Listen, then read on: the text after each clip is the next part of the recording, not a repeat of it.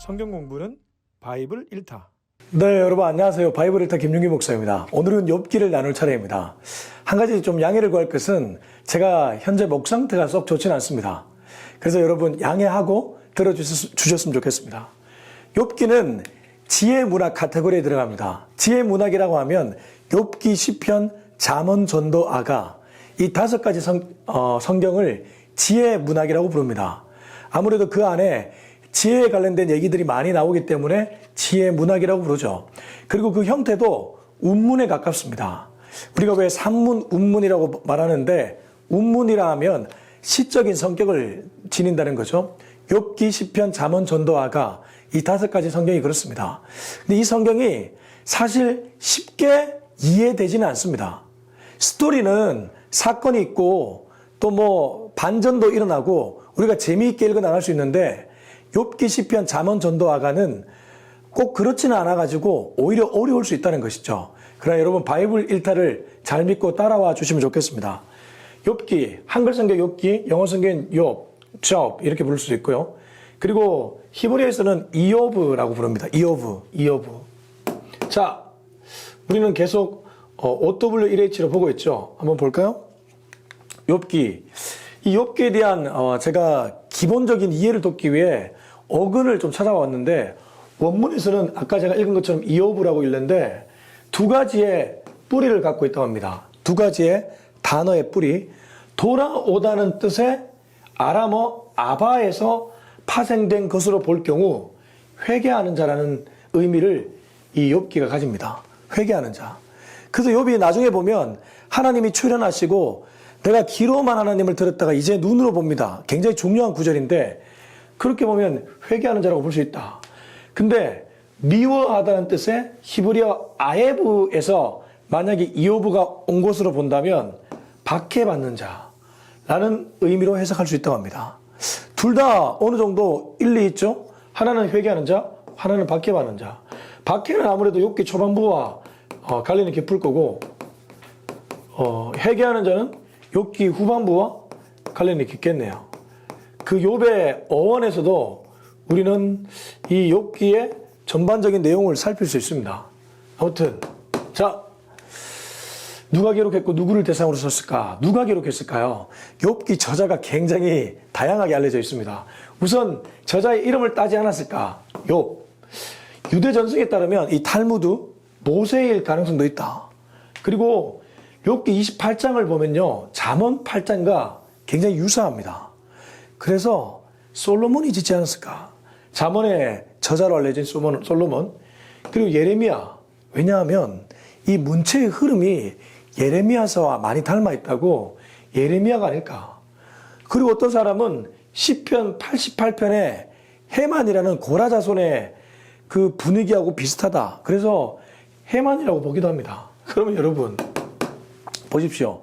저자가 이렇게 5명이라는 것은 특정할 수 없다는 거겠죠. 그래서 욥기는 사실 저자가 누구인지 사실 특정할 수 없다가 좀 정직한 답변 같아요. 한 가지는 분명합니다. 이 욥기가 문학성이 굉장히 탁월한 작품이라고 많이들 얘기합니다. 욥기는 문학적인 면이 도드라진다. 동시에 지성적인 면도 드러나고 그리고 그 안에는 영적인 면도 유구하게 흐르죠. 그러면 영성, 문학성, 지성 이 모든 것들이 고르게 갖춰진 그런 인물이 욥기를 쓰지 않았을까? 그렇게 추측해 볼 수 있을 겁니다. 그리고 욥기라는 성경이 굉장히 좀 재미있죠? 예. 욥기 언제 기록했을까? 이게 특정 시대는 우리가 일반적으로는 족장 시대라고 말을 합니다. 그러니까 욥기가 성경 카테고리에서는 뒤쪽에 있지만 실제 그 무대를 보자면 족장 시대에 가깝다는 거죠. 그러면 아브라함, 이삭, 야곱 같은 동시대 인물이 아닐까? 이들과 같은 족장 시대 인물이 아닐까? 동방의 우스 땅이라고 하는데 이게 뭐 에돔 지역을 가리킨다고 하거든요. 우스 땅. 그러니까 우스 땅에 있었던 족장 시대의 인물, 그 욥이라는 인물을 그리고 있다. 혹은 출애굽 직후의 모세 시대일 수도 있다. 혹은 솔로몬 시대 왕정 시대일 수도 있다. 아까 저자에 따라서 좀 달라지겠죠. 근데 저는 개인적으로 이때라고 생각합니다. 이때. 족장시대. 족장시대 인물이 욥이었고 그때를 배경무대로 삼고 있다. 예. 자, 욥기 어디서 기록했을까? 특정 지역을 이렇게 정할 수는 없을 것 같아요. 욥기에 쓴 기록 장소를. 그보다 이제 기록 장소는 저자와 기록 시기의 모호함으로 인해 단정할 수 없다. 그러나 배경무대는 우리가 알 수 있죠. 배경무대를 보면 아까 제가 얘기했던 우스, 동방의 우스, 에돔 쪽에 있죠. 우스. 그리고 대만 사람이 나오지 않습니까? 대만이 어디 있습니까? 여기 있죠. 대만. 그리고 소알. 이런 팔레스타인 동쪽이지 않았을까라고 추측합니다. 그리고 여기에 욥기의 배경 무대이다. 자, 욥기 무엇을 기록했을까? 어떤 내용이 주를 이루고 있을까? 제가 볼 때 크게 세 부분으로 나눌 수 있을 것 같아요. 전반부, 중반부, 후반부인데 전반부는 욥의 고난이죠. 1장에서 2장. 중반부는 욥과 친구들과의 논쟁이죠. 3장에서 37장까지인데 첫째 변론, 둘째 변론, 셋째 변론, 그리고 엘리후 중재. 이 변론할 때마다 욥의 새 친구들이 나오죠. 엘리후의 중재가 나오고, 그리고 이 마지막 후반부에는 하나님이 계시하십니다. 38에서 41장. 하나님이 내가 천지에 주초를 놓을 때 너무 뭐했냐? 하나님의 위대함, 하나님의 전능함을 나타내죠. 그리고 욥이 회복되는 게 마지막 42장. 이렇게 보면 욥기라는 성경이 참 재밌는 게 우리들의 삶과 굉장히 맞닿아 있어요. 우리도 고난을 만납니다. 고난을 만나서 고난이 참 이 주변 사람들과의 관계에서 오히려 엎치락뒤치락 하면서 풀려가기도 하고 풀리지 않기도 하고 사람 때문에 상처받기도 하고 그러다가 결국 회복이 되죠. 참 재미있죠. 그래서 욥기는 인간의 한 인생을 담아놨다고 봐도 과언이 아닙니다. 그래서 제가 이렇게 한번 해봤어요. 욥을 둘러싼 사람들과 하나님. 친구들은 사람이겠고 여기 하나님이 계시죠. 인생의 진짜 위로자는 누구인가? 사람들이 와서 위로를 합시고 하는 말들을 보면 네가 과거에 죄를 지었기 때문에 그런 거 아니야? 혹은 뭐 나름대로 자기들의 똑똑한 머리로 얘기를 하는데 전혀 위로가 안 돼요. 여러분, 사람들이 여러분 처한 상황 보면서 이러쿵저러쿵 말할 때 위로가 잘 됩니까? 가끔은 뭐 위로가 될 때가 있지만 상당수는 위로는 그냥 오히려 화만 돋굴 때가 많죠. 하나님도 사실 막상 하나님이 말하는 걸 보면 위로가 되는 건 아닙니다. 근데 나중에 가면 욥이 깨닫게 됩니다. 진짜 위로자가 누구인지를 이 욥기라는 성경은 알려주고 있다는 것이죠. 하나님의 눈으로 세상을 보라는 거죠. 자, 지금부터는 정말 중요합니다. 욥기라는 성경이 어떻게 읽어내야지 잘 읽어낼 수 있는가? 욥기가 신정론 문제에 딱 부닥치는 성경이거든요. 이 어려운 말이긴 한데 좀 쉽게 풀면 어떻게 의인이 고난을 받으며 악인이 형통한가? 욥이라는 인물이 잘못을 해서 고난받는 게 아니거든요. 우리는 일반적으로 고난 이꼴 내가 과거에 뭐를 죄를 지었거나 혹은 내가 뭔가를 잘못했거나 이런 것 때문에 고난이 왔다고 생각합니다. 일반적으로 그렇다는 거죠. 물론 요즘은 그렇게 생각하지 않는 사람도 있지만 일반적으로 이렇게 생각합니다. 욥의 친구들도 이렇게 바라봅니다. 근데 욥기 시작할 때 우리는 알거든요. 욥은 동방의 가장 정직한 사람이었고 그가 하는 행동을 보면 하나님을 너무나 사랑하거든요. 근데 사단의 참소, 사단이 욥이라는 인물을 이렇게 달아보면 어떻겠습니까? 그 참소에 의해서 고난이 시작됩니다. 고난의 출발 자체가 이해되지 않죠. 그리고 악인이 어떻게 형통한가? 그래서 더 나아가면 과연 하나님은 정의로우신 분인가? 신은 정의로운가? 신정론에 부닥치게 된다는 거죠. 그래서 이 성경이 굉장히 설왕설래가 많은 성경 중에 하나입니다. 정말 하나님은 정의로운 분인가? 자, 여기에 대해서 저는 이렇게 생각합니다. 욥기는 답을 주는 성경이 아닙니다. 아니 그게 무슨 말인가? 성경 안에 답이 있는 게 아닌가? 답을 찾는 성경입니다. 답이 A는 B다 이렇게 딱 정해놓고 말하는 게 아니고 욥기라는 성경은 숨은 하나님 찾기, 숨은 답 찾기입니다. 정답 찾기. 그러니까 누가 알려주는 성경이 아니라는 거예요. 성경을 읽고 읽다 보면 아 이거구나 라고 깨닫게 되는 게 욥기라는 겁니다. 그래서 저는 하나님에 대한 나의 틀을 가지고 욥기를 읽으면 안 된다고 생각합니다. 이 세상에 돌아가는 어떤 메커니즘 있죠. 내가 나름대로 살아오면서 경험한 경험의 틀 있죠. 그걸 갖고 하나님을 바라보면 10중 8구 욥기를 읽으면서 하나님에 대해 실망하게 됩니다. 하나님에 대한 성경의 틀.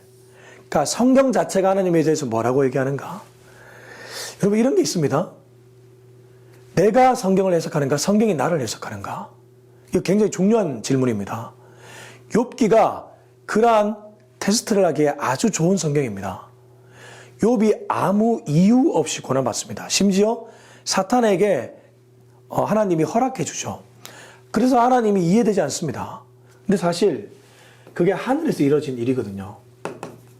욥기가 참 재밌는 성경인 게 이 땅의 일, 사실 우리는 여기 하늘에서 일을 모릅니다.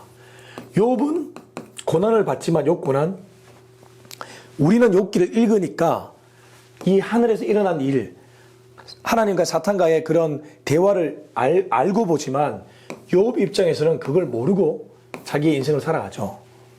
이게 중요한 포인트입니다. 욥기가 우리 눈에 이해는 안 되지만 욥 입장에서는 그게 아예 이해가 안 되는 게 아닙니다. 말이 어렵지만 우리는 이걸 알고 읽지만 욥은 이걸 모르고 살아가죠. 사실 우리도 그렇습니다. 하늘에서 지금 하나님과 사탄 사이에 어떤 얘기가 주고받는지 우린 모릅니다. 그냥 살아가고 있습니다. 어떤 의미에서 영적 시크릿이 청기 누설이라고 표현하나요? 그런 게 누설된 것이 욥기라고도 볼 수 있습니다. 그러니까 다 까발리고 보니까 우리가 때로 이해가 안 될 수 있다는 거죠. 근데 그 모든 것들이 그렇게 보지 말고 하나님에 대한 성경의 틀, 성경이 뭐라고 얘기하는지 그냥 찾아가는 과정. 그게 바로 욥기고 그렇게 읽어내야지 욥기를 제대로 읽을 수 있습니다. 그래서 욥기가 말하는 믿음론입니다. 결국 신정론이 아니고 욥기는 믿음론을 얘기하고 있습니다. 신정이 아닙니다. 신은 정의로운가에 대한 얘기가 아니고 나의 믿음이 어떤지를 묻고 있는 겁니다. 너 이런 상황에서 나를 믿을 수 있니? 너 이런 상황에서 나를 신뢰할 수 있니? 그렇게 믿음에 대해서 계속 점검해가는 성경이 욥기다. 자, 가장 중요한 겁니다. 욥기서 기록 목적. 인과율. 인과율은 원인과 결과죠.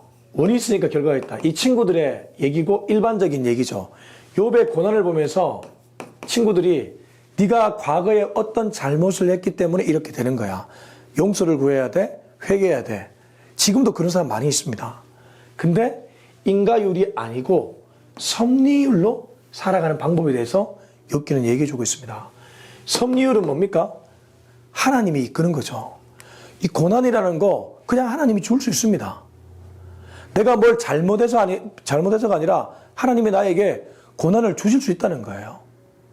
그 고난에 대한 반응, 그걸 섭리에 따라가는 믿음과 순종이라고 볼 수 있겠죠. 그래서 여기서 중요한 가치가 하나 나옵니다. 인내입니다. 인내. 저는 그래서 욥기를 읽을 때 욥의 인내가 정말 아름다워 보이더라고요. 친구들과 대화하면서도 인내하고. 여러분, 이 인내가 저는 이 신앙생활에서 너무 중요한 가치 중에 하나라고 생각하는데 한번 생각해 보세요. 요셉도 여기 제가 요셉을 예로 들었는데 요셉이 17세의 나이에 애굽에 팔려갑니다. 17세의 나이에 팔려갔는데 성경은 뭐라고 기록하냐 하면 하나님이 요셉과 함께 하셨으므로 요셉이 형통하였더라. 요셉 인생 술술 풀린 거 아닙니다. 오히려 고난의 한가운데로 더 몰려갑니다. 형제들에게 모함받아 이국 땅에 17세 고등학교 1학년 나이에 팔렸습니다. 보디발의 아내가 유혹해가지고 모함받아서 감옥에 갇힙니다. 이게 형통한 겁니까?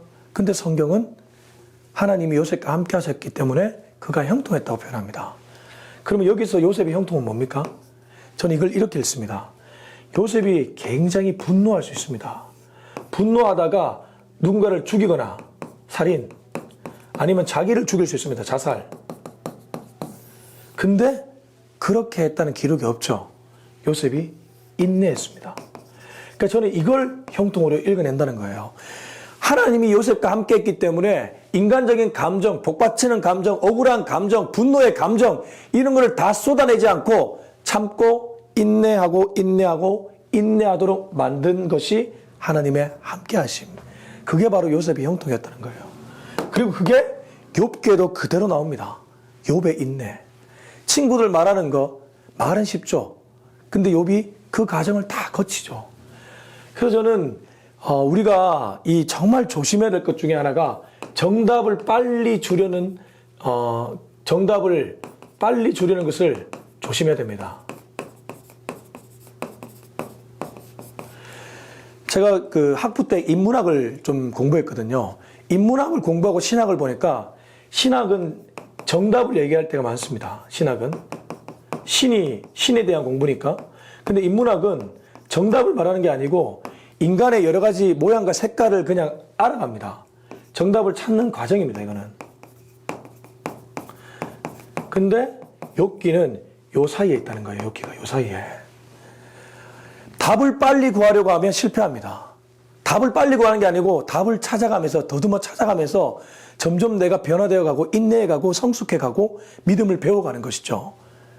그래서 저는 요 신학과 인문학의 경계가 욥기에 있다고 봅니다. 아까 제가 문학적 특징이 도드라지고 문학성이 탁월하다고 하지 않았습니까? 근데 이 신학을 공부한 사람들이 실수하는 것 중에 하나가 너무 빨리 정답을 주려 하고 마치 신은 정의롭다는 것을 빨리 변증해야 될 것 같은 그런 유혹에 휩싸이게 되죠. 그게 아니라는 겁니다. 그래서 저는 두 구절을 욥기에서 뽑아냈는데 내가 가는 길을 그가 하시나니 그가 나를 단련하신 후에는 내가 순금이 되어 나가리라. 그가 나를 단련. 이 단련에 인내와 믿음이 있다는 겁니다. 이게 인생살이와 굉장히 밀접하죠. 그리고 마지막에 가면 욥기 42장에 내가 죽게 되어 귀로 듣기만 할수록 이제는 눈으로 주를 봅니다. 이 고백이 답을 찾아가면서 욥이 스스로 깨닫게 되었다는 겁니다. 그래서 욥기는 이렇게 읽어낼 때 욥기라는 성경을 우리가 좀 더 깊이 있게 이해할 수 있게 된다. 인내하며 믿음으로 답을 찾아가는 과정이 바로 욥기다. 그게 욥기의 기록 목적이다. 욥기를 통해 이것을 배울 수 있다. 자, 저는 이렇게 욥기에 대해서 한 줄 평을 해봤습니다. 욥기는 수분 정답 찾기다. 조금 더 정확하게 표현하면 찾아가는 과정이다. 찾아가는 과정이다. 네, 이렇게 보면 욥기를 제대로 이해했다고 볼 수 있을 겁니다. 자, 다음에 시편에서 여러분을 만나도록 하겠습니다. 여러분 감사합니다. 오랜만에 또 하트 한번 해볼까요? 하트.